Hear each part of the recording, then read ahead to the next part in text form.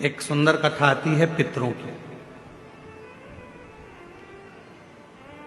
एक बार सारे पितर, पितर जानते हो ना आप लोग, जम के तो बोलो, जो चले गए, प्राण छूट गए, जो चले गए, वो पितरों की गिनती में आए। गर्भ में अगर कोई बच्चा मर गया, गर्भ से बाहर निकलकर मर गया, तो वो आहूतों की गिनती में आ गया, जो कुंवारी अवस्था में मर गया। वो कुंवारा चले गया, आहूत हो गया, कुंवारी अवस्था में चले गए। तो पितर, आहूत, ये सब भगवान देवाधिदेव महादेव के पास आ गए और भगवान शिव जी के पास आकर खड़े हो गए। शास्त्र कहता है कि 1000 वर्ष निकल गया, पितर और आहूत भगवान शंकर की सम्मुख में खड़े होकर केवल दर्शन करते रहे। उन्होंने ना कोई मंत्र जपा, ना कोई साधना करी, ना कोई व्रत करा, ना कोई उपास करा, केवल शिव को एक टकी निहारते रहे, केवल बाबा का दर्शन करते रहे, केवल दर्शन।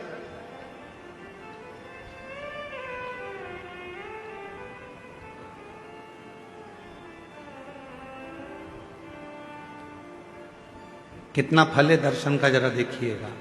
1000 वर्ष तक पितर, आहूत, ये सब शिव जी का दर्शन कर रहे हैं। 1000 वर्ष बोले कुछ नहीं है, ना मंत्र बोला, ना तप करा, ना साधना करी, केवल भगवान का दर्शन किया, खड़े रहे बस भगवान के इंतजार में। भगवान के नेत्र खुलेंगे, बाबा हमको देखेंगे, देखेंगे तब हमें वर देंगे। शिव जी 1000 वर्ष की समाधि में लीन थे और बाबा देवाधिदेव महादेव जब 1000 वर्ष की समाधि में लीन थे, नेत्र खुले नहीं थे। आज बाबा ने 1000 वर्ष की समाधि से अपने नेत्र को खोला और 1000 वर्ष के समाधि पर जैसे ही बाबा के नेत्र खुले तो सबसे पहले पितर और आहूत पर भगवान की दृष्टि गई। भोलेनाथ जी का निगाह गया, बाबा ने देखा,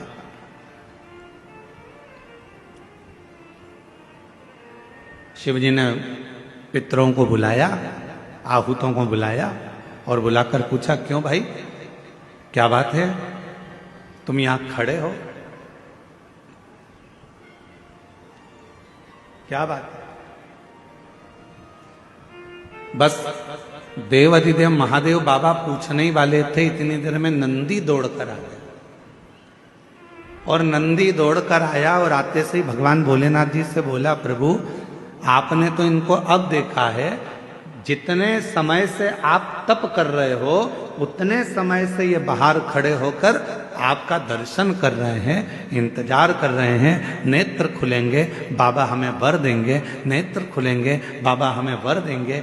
1000 वर्ष इन पितरों को हो गया, 1000 वर्ष इन आहूतों को हो गया, आपका दर्शन कर रहे हैं प्रभु, आप इन्हें वर दे दीजिए। शिव जी ने पितरों से पूछा, तुम क्या चाहते हो, तुम्हें चाहिए क्या? आहूतों से पूछा, तुम्हें क्या चाहिए, तुम बोलो।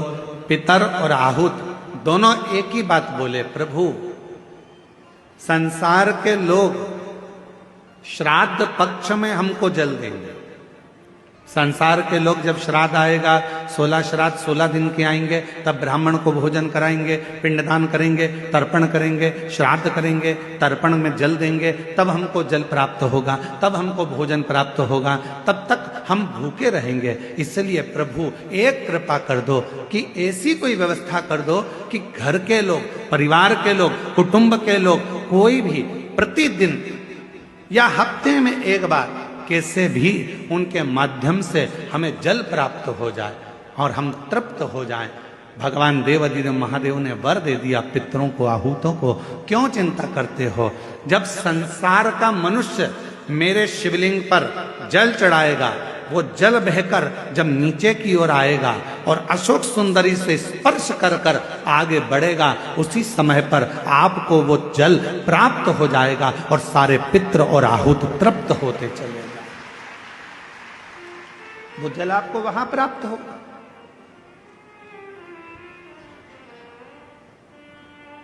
अब कई लोग कहते हैं, गुरुजी हमारे यहां पितृदोष हो गए, कोई कहते हैं गुरुजी हमारे यहाँ आहूत दोष हो गया, पितृ दोष हो गया, हमारे यहाँ ये दोष लग गया, हमारे यहाँ वो दोष लग गया। किसी ने बताया कि हमारे यहाँ कोई टोना कर गया, कोई ने बताया हमारे यहाँ कोई टोटका कर गया, कोई ने बताया हमारे यहाँ कोई ने विद्या कर दी, कोई ने कहा हमारे यहाँ ये हो गया।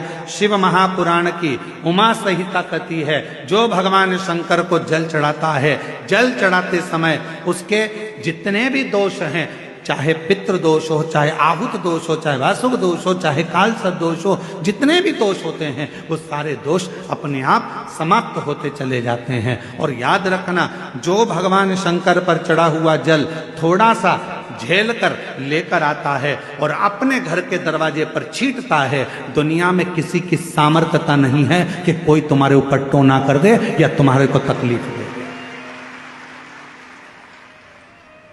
किसी की सामर्थ्यता नहीं।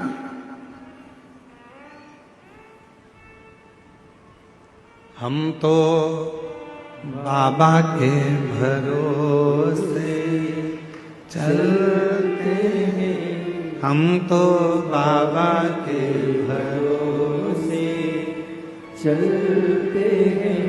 ये दुनिया वाले जलते हैं, ये दुनिया वाले बोलो बोलो जलते हैं। हम तो बाबा के भरोसे चलते हैं, डमरू वाले के भरोसे चलते हैं, काशी वाले के भरोसे चलते हैं, सीहोर वाले के भरोसे चलते हैं, देवघर वाले के भरोसे चलते हैं, डमरू वाले के भरोसे चलते हैं। हम उस पर आश्रित होकर चलें। जब हम पूर्ण आश्रित हो जाएंगे तो वो हमको संभाल। क्या चाहिए मेरे भोले बाबा को? ना तो मेरे भोले बाबा को तुमसे धन चाहिए, ना मेरे भोले बाबा को तुमसे दौलत चाहिए, ना मेरे शंकर भगवान को तुमसे संपदा चाहिए, ना मेरे शंकर भगवान को तुमसे कोई प्रॉपर्टी चाहिए, ना मेरे शंकर भगवान को तुमसे कोई संपदा चाहिए। कोई तुमसे कहे कि शंकर भगवान को 1 किलो भोग रोज लगाना पड़ेगा तो समझ लेना कि बेवकूफ बना रहा। कोई तुमसे कहे कि शंकर जी को 5 किलो दूध रोज चढ़ाना पड़ेगा, समझ लेना कि बेवकूफ बना रहा है। कोई तुमसे कहे कि 25 किलो घी का दिया शंकर जी को लगाना पड़ेगा, समझ लेना बेवकूफ बना रहा है। अगर कोई तुमसे कहे कि शंकर भगवान को इतना सारा प्रसाद चढ़ाना पड़ेगा तो समझ लेना कि पागल बना रहा है। मेरा भोले बाबा तुम्हारे प्रसाद का भूखा नहीं है, मेरा भोले बाबा तुम्हारे दूध का भूखा नहीं है, मेरा भोले बाबा तो केवल तुम्हारे निर्मल मन का भूखा है, सच्ची भक्ति का भूखा है और हृदय का भूखा। तुम्हारे मन से, तुम भाव से एक चावल का, मात्र एक चावल का दाना यदि शंकर भगवान को समर्पित करते हो, शिव उसको स्वीकार करते हैं। आप 1 लोटा जल शंकर भगवान को समर्पित करते हो, शिव उसको स्वीकार करते हैं। आप 1 चम्मच में से भी आधी चम्मच यदि देसी गाय का, हमारी वेद लक्षणा देसी गाय का यदि दूध आधी चम्मच से भी आधी चम्मच यदि आप शिव को दे रहे हो, शिव स्वीकार कर रहे हैं। फिर आप केमिकल का दूध मत चढ़ाओ, थैली का दूध मत चढ़ाओ, ये इधर उधर से आया हुआ दूध भगवान को मत चढ़ाओ। आप तो देसी गाय का 1 आधी चम्मच से भी आधी चम्मच दूध अगर शिव को दे रहे हो तो शिव स्वीकार कर रहा है।